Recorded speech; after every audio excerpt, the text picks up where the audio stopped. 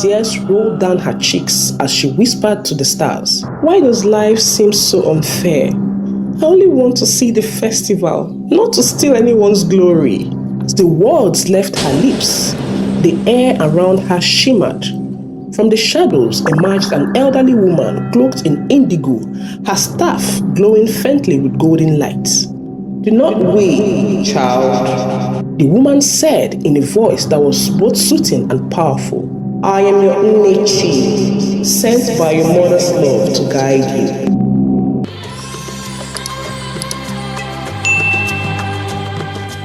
In the vibrant village of Ekano, surrounded by endless golden savannas and hills, dotted with lush mango trees, a child named Angole was born. Her arrival was marked by the brilliance of a shooting star, a rare celestial phenomenon the elders took as an omen of greatness. Her parents, Nnadi and Adanna, were farmers who worked the fertile land with care, ensuring that their family never lacked food.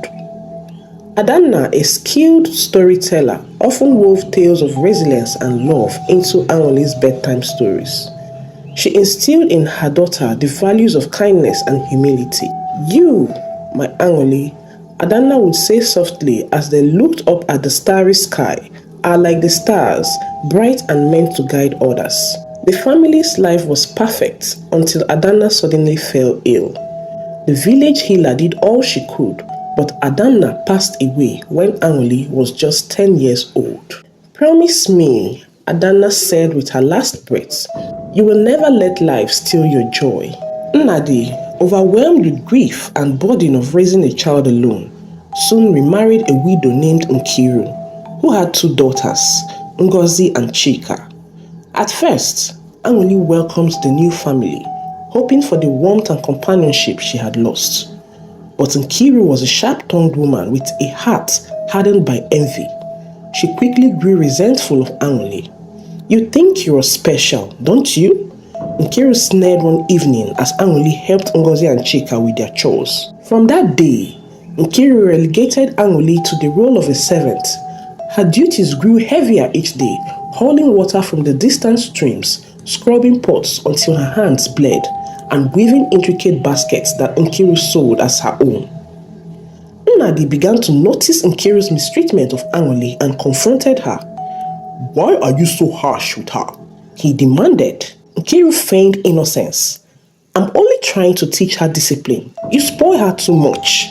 Over time, Obi grew suspicious of Nkiru, but before he could act, tragedy struck. He fell gravely ill, his once strong body weakened by a mysterious illness. Despite Angole's effort to care for him, Obi passed away, leaving her at Nkiru's mercy. The villagers whispered about the injustice but feared Nkiru's sharp tongue. As the years passed, Angole grew into a beautiful young woman. Despite the hardships she faced, her beauty was matched by her inner strength, which set her apart from her stepsisters. Ngozi and Chika, though pampered by their mother, were strikingly different. Their spoiled and selfish behavior reflected in their appearances, and they were often described as plain and unremarkable. Their jealousy of Angole's beauty and gentle nature grew with each passing day, fueling Nkiru's cruelty towards her. While Angole toiled endlessly, cleaning, cooking, and running errands, her stepsisters idled away their time, complaining about their lives and mocking Angole. "She's only pretty because she spends her time scrubbing the floors," Ngozi would sneer. "If she didn't work so hard, she would look just as ordinary as the rest of us." Nkiru, determined to keep Angole's light hidden, refused to let her attend village gatherings or festivals, claiming, "Your place is here, work for the family." One bright morning, the village square buzzed with excitement as the town crier struck his gong. Yeah, by royal decree, the festival of the moon will be held to celebrate the harvest. Prince Obiora, heir to the kingdom of Udala, seeks a bride. All maidens of Akano are invited to attend. The announcement set the entire village ablaze with preparations. Mothers scurried to sew dazzling gowns and young women giggled in anticipation. At Nkiru's house, the excitement was palpable. Nkiru and Chika demanded the finest dresses, and Nkiru spared no effort, even selling a prized good to afford extravagant fabrics. "You are not going," Nkiru told Anuli with a cold glare as she stitched the hem of Ngozi's dress. "You only embarrass us." On the night of the festival, as Nkiru and her daughters left in a cloud of perfume and laughter, Anuli sat by the ancient boab tree outside their home. This tree, revered as a sacred symbol of resilience, has long been her refuge. Tears rolled down her cheeks as she whispered to the stars, "Why does life seem so unfair? I only want to see the festival, not to steal anyone's glory." As the words left her lips, the air around her shimmered. From the shadows emerged an elderly woman cloaked in indigo, her staff glowing faintly with golden light. "Do not weep, child," the woman said in a voice that was both soothing and powerful. "I am your Nnechi, sent by your mother's love to guide you." Anuli stared in awe as the woman raised her staff. In an instant, her tattered clothes transformed into a gown that sparkled like the night sky. Her bare feet were adorned with delicate glass slippers, and her unkempt hair became a crown of braided beauty. "Take this," the Nnechi said, gesturing to a small goat-drawn coach that appeared nearby. "But heed my warning. The magic will fade at the last stroke of the night. Leave the celestial before then." When Anuli arrived at the festival, a hush fell over the crowd. No one recognized her, not even Ngozi and Chika. She seemed like a vision, her gown reflecting the moonlight as she moved gracefully among the guests. Prince Obiora, seated at the head of the celebration, noticed her immediately. Rising from his chair, he crossed the courtyard and extended his hand. "May I have this dance?" he asked. Anuli hesitated, but the warmth in his eyes reassured her. They danced to the rhythms of drums and flutes, their laughter blending with the music. For the first time in years, Anuli felt seen, not as a servant or as an outcast, but as herself. As the first gong of midnight sounded, Anuli remembered the Nnechi's warning. Panic surged through her as she broke away from the prince. "I must go," she said hurriedly. "Wait, I don't even know your name." Obiora called after her. She ran through the crowd, her glass slipper slipping off as she climbed into her couch. By the time she reached home, her gown had turned back into rags and the couch was gone. The next day, Prince Obiora announced his intent to find the maiden who had captured his heart. Armed with the glass slipper, he and his guards visited every home in Ekano, testing it on every maiden. When they arrived at Nkiru's house, she quickly handed Anuli a pile of clothes to wash and instructed her to clean every corner of the house. "And don't come out of your room," she added sharply. Ngozi and Chika rushed to meet the prince, each eager to try on the slipper. They shoved each other aside, twisting and forcing, but the slipper wouldn't fit either of them. "Is there anyone else?" Obiora asked. "No," Nkiru lied. But just as she spoke, the prince heard a soft melodious voice coming from within the house. Curious, he turned to his servant. "Find out who that is," he ordered.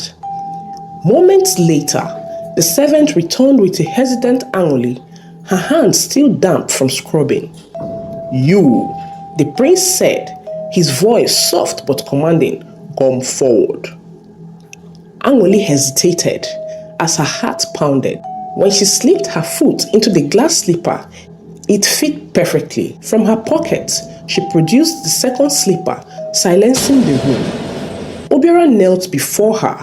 "You are the one I've been searching for," he said. Nkiru and her daughters fell to their knees, begging for forgiveness. Anuli, with the grace instilled in her by her mother, forgave them, but chose not to return to their household. "You must live by your own hands," she said. The stepmother, Nkiru and her daughters, Ngozi and Chika, were sulked in shame. Months passed, and Angoli became pregnant with the prince's child. Hearing the news, Nkiru and her daughters approached her again, claiming they wanted to reunite and be part of her life. Despite her initial hesitation, Angoli allowed them to visit her in the palace. Back at their home, however, Nkiru was scheming. Desperate to reclaim influence and ensure her daughter's futures, she traveled to a distant village to consult a powerful witch. The witch provided her with a potion capable of making someone fall madly in love with the first person they saw. With the potion in hand, Nkiru returned and concocted a plan.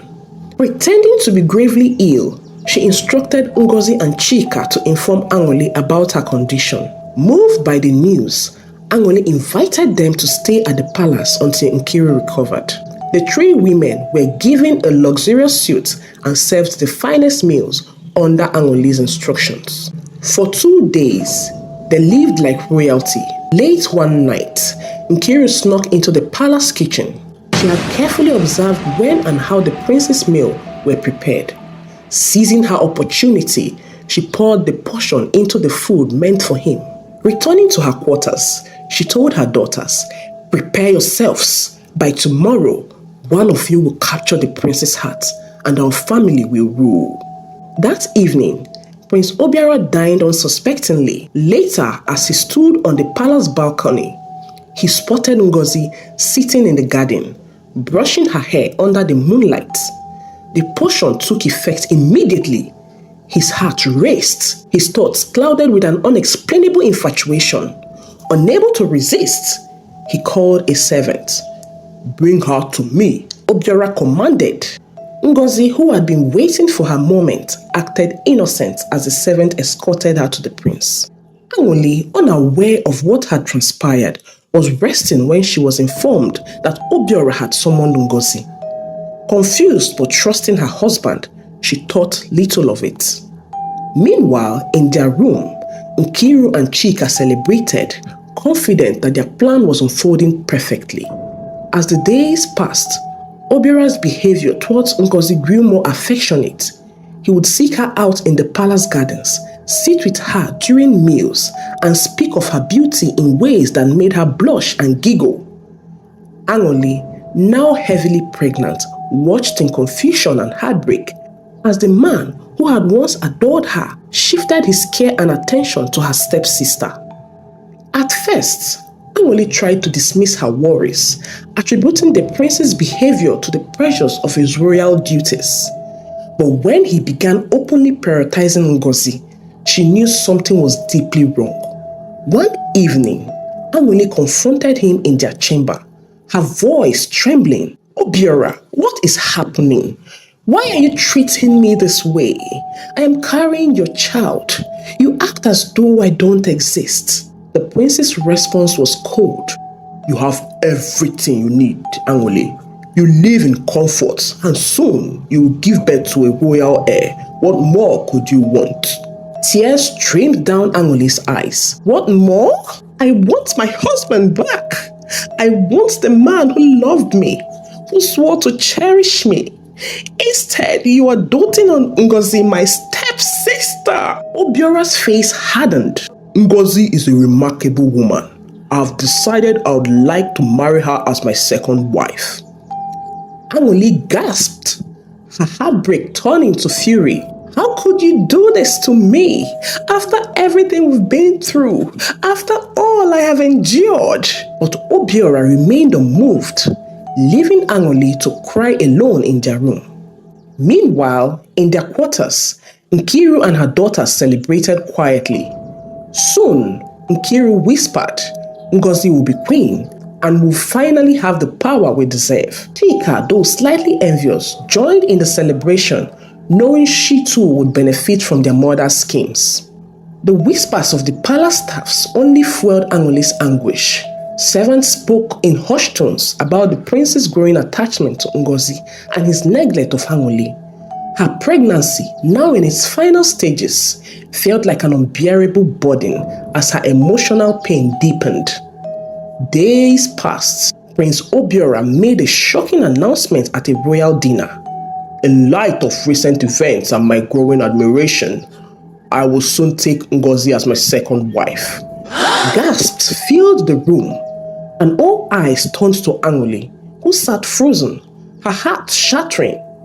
Unable to bear the humiliation, she excused herself and fled to her chambers, where she wept uncontrollably. Her once perfect world was crumbling before her eyes. That night, as Anguli cried in despair, her trusted maidservant Ada approached her with caution. Ada had served Anguli since she arrived at the palace and cared deeply for her. "My queen," Ada said softly, "I've been noticing strange things since your stepmother and stepsisters arrived. I believe something sinister is at play here." Anguli wiped her tears, looking up at Ada with weary eyes. "What do you mean?" "I've seen Nkiru sneaking around the palace at odd hours, and I overheard her speaking to Ngozi and Chika about their plans. My queen, I think they've done something to the prince." Though doubtful at first, Anguli's instincts told her that something was indeed wrong. "We must find out the truth," she said, her voice trembling with resolute. Ada suggested consulting Ebele, a revered herbalist and seer who had long served the royal family. Anguli agreed, and under the cover of the night, Ada helped her sneak out of the palace and visit Ebele. Ebele welcomed them warmly, sensing their distress. "What brings you here at such a late hour?" "My husband, he's not himself," Anguli explained. "He's abandoned me and taken an unnatural liking for my stepsister. Please, Ebele, help me understand what's happening." Ebele listened intently, then performed a divination using sacred herbs and cowrie shells. After a moment, her face darkened. "There is a powerful spell at work here," she said gravely. "A love potion, laced with deceit. It binds the prince's heart to the one he first saw after consuming it." Anguli gasped. "Ngozi?" "Yes," Ebele confirmed. "The potion was crafted by a witch and given to your stepmother, but do not despair. There is a way to break it." Ebele handed Anguli a counter potion and a talisman. "This will purify his mind and heart. You must add this to his drink tonight, and he must wear the talisman until dawn. Only then will the spell be broken." With Ada's help, Anguli returned to the palace undetected. She prepared the counter potion and personally brought it to Obiora under the guise of a peace offering. Though weary, he drank it, touched by her apparent forgiveness. She then convinced him to wear the talisman, citing its protective blessings for their unborn child. That night, as the potion took effect, Obiora was plagued by vivid dreams. He saw the truth, how Nkiru had poisoned his mind, how he had betrayed Anguli, and how deeply he had wronged her. By morning, the spell was broken. Obiora awoke in panic and rushed to Anguli's chambers. He found her sitting quietly, her eyes filled with pain. "Anguli," he said, falling to his knees before her, "I have wronged you beyond measure. I see everything now. Can you ever forgive me?" Tears welled in her eyes. "You hurt me deeply, Obiora, but I'll forgive you, not just for my sake, but for the sake of our child." Overcome with remorse, Obiora vowed to make things right. He summoned Nkiru, Ngozi, and Chika to the throne room. With the court assembled, he declared their deceitful actions treasonous and banished them from the palace forever. As Nkiru, Ngozi, and Chika were escorted out of the palace, the guards took them to the borders of Ikano. Stripped of their finery, they were left with only the clothes on their backs and a pouch of food for the journey. Nkiru, furious and humiliated, cursed Anguli with every step she took. "That girl will pay for this," she muttered, but deep down, she knew her scheming days were over. Ngozi and Chika were despots. Without the prince's favor, they had lost the chance to elevate their status. Worse still, the people of Ekano, having heard of the betrayal, treated them with disdain whenever they passed through villages. "Mother, what do we do now?" Ngozi asked one night as they camped by the roadside. "We rebuild," Nkiru said, her voice bitter. "We find another way to rise, though it may take years." But her words carried little conviction. Nkiru's reputation as a schemer spread, and no one in the region was willing to trust to assist them. The family eventually settled in a small, impoverished village far from the kingdom, where they struggled to survive. Nkiru's health began to decline, and without her usual power and influence, she faded into obscurity. Ngozi and Chika, humbled by their fall, were forced to take on menial work. Over time, they grew resentful of their mother, blaming her of their misfortune. Their bond fractured and they went their separate ways, living quiet, unremarkable lives. Back in the palace, Angole and Prince Obiora worked to heal the rift in their relationship. Though it took time, Obiora's consistent effort to show his love and remorse slowly rebuilt Angole's trust. Their son, Prince Chijioke, became the center of their world. His birth was celebrated across the kingdom, and the people regarded Angole as a queen of grace and resilience. Ebele, the herbalist, was honored by the royal family for her wisdom and aid. She became a trusted advisor to the court. Her knowledge of healing and protection was valued by all. I hope you enjoyed the story. Please let me know your thoughts in the comments. Thank you for watching, and I'll see you on my next one.